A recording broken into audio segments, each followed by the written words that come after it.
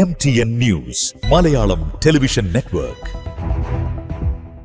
Passport സേവനങ്ങൾ എളുപ്പത്തിൽ ലഭ്യമാക്കുന്നതിനായി എല്ലാ ലോക്സഭാ മണ്ഡലങ്ങളിലും പോസ്റ്റ് ഓഫീസ് പാസ്പോർട്ട് സേവാ കേന്ദ്രം ആരംഭിക്കുന്ന കേന്ദ്ര സർക്കാർ പദ്ധതിയനുസരിച്ച് തവനൂരിൽ സ്ഥാപിച്ച പാസ്പോർട്ട് സേവാ കേന്ദ്രത്തിന്റെ ഉദ്ഘാടനം കേന്ദ്ര പെട്രോളിയം, പ്രകൃതി വാതക, ടൂറിസം വകുപ്പ് സഹമന്ത്രി സുരേഷ് ഗോപി നിർവഹിച്ചു. പാസ്പോർട്ടിന്റെ വില വർധന എന്ന് പറയുന്നത് വളരെ ഓർഗാനിക് ആയിട്ടുള്ള ഒരു ഗ്രോത്താണ് അല്ലേ? നമുക്ക് 1950 കിട്ടിയിരുന്ന പച്ചക്കറിയുടെ വില എന്താണ്, ഇപ്പം എന്ത് കൊടുക്കണം അല്ലേ? അന്നത്തെ പച്ചക്കറിയുടെ മൂല്യം ഇന്നത്തെ പച്ചക്കറിക്കുണ്ടോ എന്നല്ല ചോദിക്കേണ്ടത്, എത്രമാത്രം മൂല്യ തകർച്ചയുണ്ട് എന്ന് ചോദിക്കണം അല്ലേ? ശ്രീ ഇ അഹമ്മദ് സാഹിബിൻ്റെ സ്വർഗീയനായ ഇ അഹമ്മദ് സാഹിബിൻ്റെ കാര്യം ഇവിടെ പറഞ്ഞതുകൊണ്ട് ഒരു കാര്യം കൂടി എനിക്ക് പറഞ്ഞ ഈ പ്രസംഗം, ഉദ്ഘാടന പ്രസംഗം അവസാനിപ്പിക്കാൻ സാധിക്കും. 2011 മറ്റോ ആണ് അദ്ദേഹം പൊന്നാനി വരെ ഗുരുവായൂർ ലൈൻ റെയിൽവേ എക്സ്റ്റെൻഡ് ചെയ്യുന്ന ഒരു പദ്ധതിയുമായി വന്ന് അദ്ദേഹത്തിൻ്റെ മുട്ടുകാല് തല്ലിയൊടിച്ചു. ആ പദ്ധതി മുന്നോട്ട് കൊണ്ടുപോകാൻ അനുവദിച്ചില്ല. അദ്ദേഹം മരിക്കുമ്പോൾ ആ കണ്ണീരോടുകൂടി തന്നെയാണ് മരിച്ചിരിക്കുന്നത്.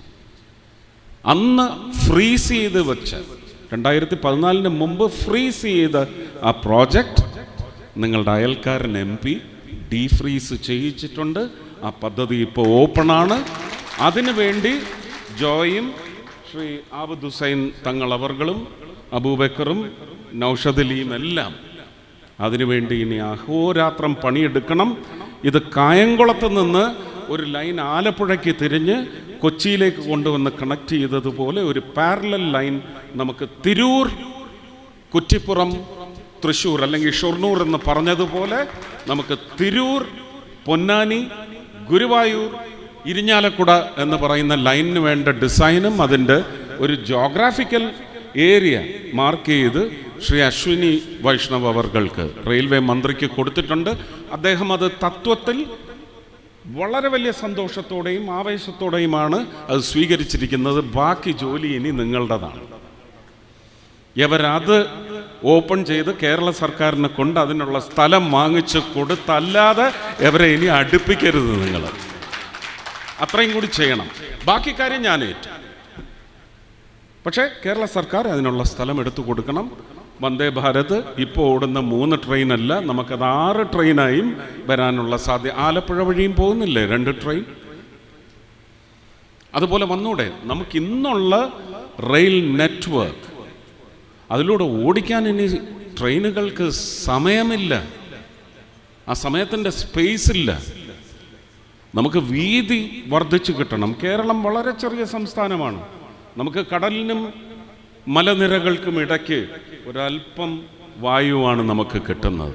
അതെന്തിനെല്ലാം വേണ്ടി നമ്മൾ ഉപയോഗിക്കണം.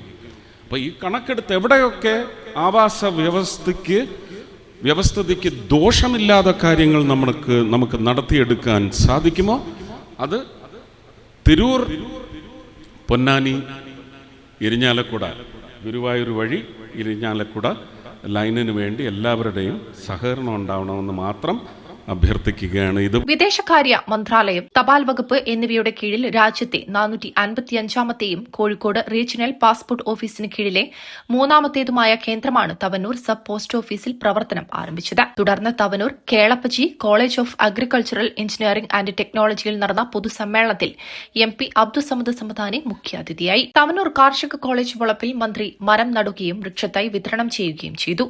MLA-മാരായ BS ജോയ്, KP നൌഷാദ് അലി, ആബിദ് ഹുസൈൻ തങ്ങൾ എന്നിവർ ചടങ്ങിൽ സംബന്ധിച്ചു. കേന്ദ്ര വിദേശകാര്യ മന്ത്രാലയ joint secretary doctor Binoy George, Kozhikode northern regional postal services director VB Ganesh Kumar, Thavanur panchayat president Aboobacker Siddique, ward member PT Sreenivasan തുടങ്ങിയവർ സംസാരിച്ചു. Kozhikode regional passport officer K Arun Mohan സ്വാഗതവും Tirur postal division superintendent MK Indira നന്ദിയും രേഖപ്പെടുത്തി. MTN news, Malappuram.